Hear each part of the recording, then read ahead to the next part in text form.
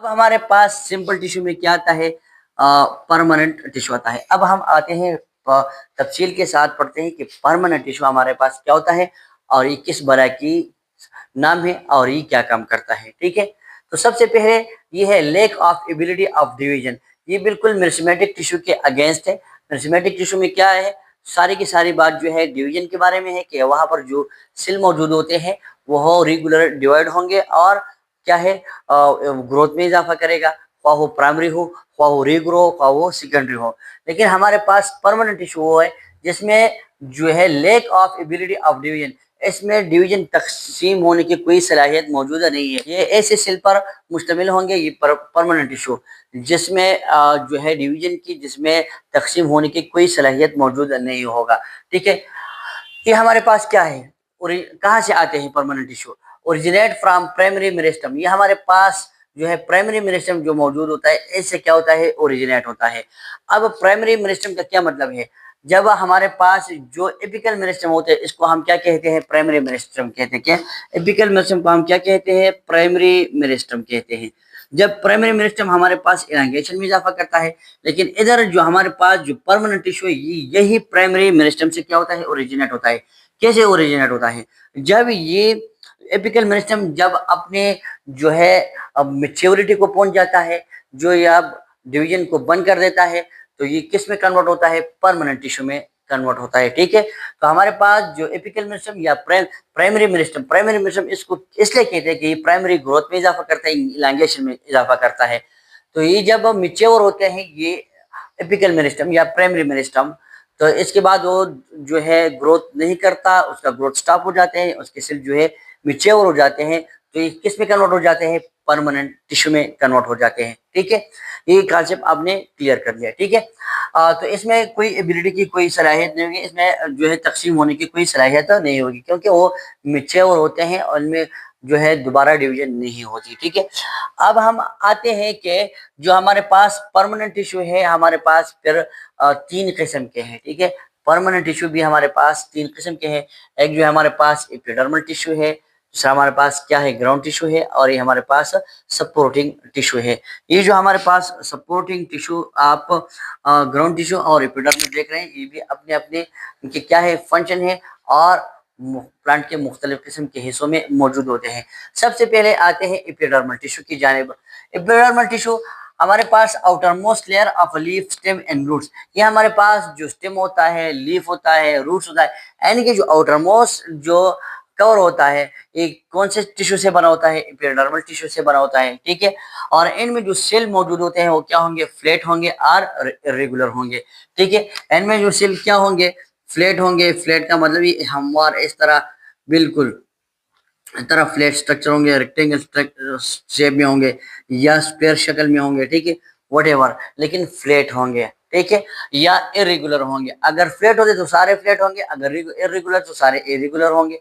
ठीक है, इनका जो सेल वाल है वो क्या थिक वाल होगा उसका, क्लोजली पैक, और ये इनके जो सेल होते हैं इनमें जो सेल होते हैं वो बिल्कुल क्लोजली पैक होंगे। ठीक है, और ये जो है नो इंटरसेलुलर स्पेस, इसमें कोई इंटरसेलुलर स्पेस नहीं होगा। ठीक है, क्योंकि जो सेल है कॉम्पैक्ट होते हैं, थिक सेल वाल होते हैं, और इनमें तो कोई क्या नहीं होगा, इंटरसेलुलर स्पेस नहीं होगा। एंड ल्यूज हैविंग स्टोमेटा, जो ल्यूज में जो एपिडर्मल टिश्यू मौजूद है इसमें क्या होता है, स्टोमेटा होता है, जो कि हमारे पास टू गार्ड सेल से बना होता है। ठीक है, ये दो गार्ड सेल मिलकर एक स्टोमेटा बनाता है। ठीक है, ये हमारे पास क्या है, फॉर एग्जाम्पल आप देखें, ये हमारे पास एक गार्ड सेल है, ठीक है, ये हमारे पास दूसरा गार्ड सेल है, और इसके दरमियान में जो होल है इसको हम क्या कहते हैं, स्टोमा कहते हैं। क्या कहते हैं, स्टोमा कहते हैं, और इसको हम क्या कहते हैं, गार्ड सेल कहते हैं। ये गार्ड सेल हमारे पास स्टोमेटा बनाते हैं और ये एपिडर्मल टिश्यू से बना होता है। इनका काम क्या है, इनका काम क्या है, आउटर मोस्ट लेयर है, तो जाहिर बात है कि क्या होगा, प्रोटेक्शन करेगा, गैसेज एक्सचेंज करेंगे, क्योंकि इसमें क्या मौजूद है, स्टोमेटा मौजूद है, तो गैसेज एक्सचेंज में हेल्प करेगा। ठीक है, रूट हेयर फॉर्मेशन, और रूट में जो एपिडर्मल टिश्यू होता है इनसे हमारे पास जो एक्सटेंशन बनता है वो एक्सटेंशन क्या होता है, रूट हेयर होता है। तो हमारे पास रूट्स में जो है रूट्स हेयर बनते हो, और कौन से टिश्यू से बनते हैं, एपिडर्मल टिश्यू से बनते हैं। ठीक है, ये इनके काम हो गए। अब हमारे पास आते हैं ग्राउंड टिश्यू होता है। ग्राउंड टिश्यू का जो है सिलवाल वो थिन होगा, और इनमें एक खास किस्म के सेल मौजूद होंगे जिसको हम क्या कहते हैं, पेरेन्काइमा सेल कहते हैं, जो क्या करेगा, स्टोरेज ऑफ फूड करेगा। ये ज़्यादातर जो फूड का स्टोरेज करता है वो पेरेन्काइमा सेल करते हैं। इनका शेप जो या ओवल होगा या राउंडेड होगा या क्या होगा, पॉलीगोनल होगा। ये जो था आप टर्मिनल सुन रहे, ओवल आप देखते हैं, ओवल इस तरह के शेप होता है, ठीक है।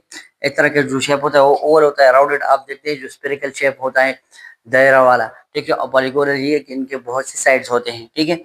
और पहला काम क्या है, स्टोर फूड, ये फूड को स्टोर करेगा, ठीक है। एंड ल्यूज हैविंग मेसोफिल, और ल्यूज में जो हमारे पास ग्राउंड टिश्यू मौजूद होते हैं, जो जिसको हम क्या कहते हैं, मेसोफिल कहते हैं।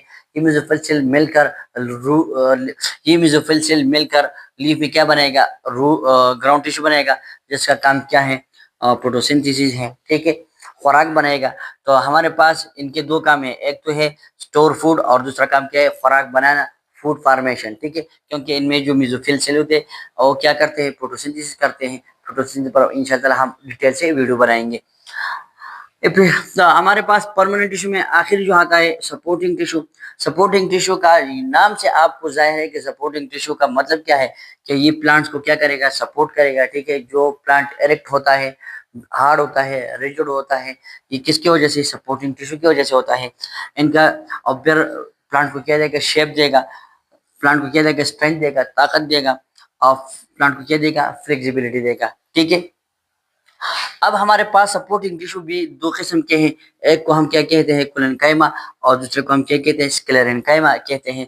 जो सपोर्टिंग टिश्यू कोलेनकाइमा जो है हमारे पास, खासकर जो यंग प्लांट होते हैं, यंग स्टेम होते हैं, जो बहुत जो है हार्ब्स हम इनको कहते हैं, खासकर इनमें मौजूद होंगे। ये इलांगेटेड सेल इसमें होंगे, इसका जो सेल हो वो लिविंग होंगे, और इनके जो एंड्स होंगे वो क्या होंगे, टेम्परिंग होंगे। टेम्परिंग का मतलब ये है कि इस तरह नीडल लाइक होंगे, ठीक है। इनके जो सेल के जो एंड्स है वो क्या होंगे, टेम्परिंग होंगे, ठीक है। स्क्लेरेंकेमा क्या करे, स्क्लेरेंकेमा का जो वाल है वो थिक वाल होगा। इनमें जो है सेल डेड होंगे। डेड का मतलब है कि वो अब मिच्योर होंगे, मजीद इसमें कोई ग्रोथ नहीं होगा। हैविंग लिग्निन, इसमें खास किस्म का जो है एक कार्बोहाइड्रेट केमिकल पाया जाता है जिसको हम लिग्निन कहते हैं। और ये लिग्निन जो है प्लांट को क्या देगा, हार्डनेस देगा और क्या देगा, स्ट्रेंथ देगा, ठीक है। ये हमारे पास ओवरऑल जो है प्लांट टिश्यू में क्या होगा, सिंपल टिश्यू हुआ।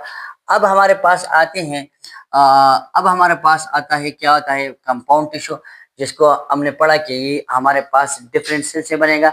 इसमें हमारे पास जो एग्जाम्पल आता है वो क्या है, वस्कुलर बंडल, क्या है, वस्कुलर बंडल। लेकिन इंशाल्लाह ताला वस्कुलर बंडल और कंपाउंड या कम्प्लेक्स टिश्यू को हम नेक्स्ट लेक्चर में इंशाल्लाह ताला पढ़ेंगे। तब तक के लिए इजाजत दीजिए, अल्लाह हाफिज।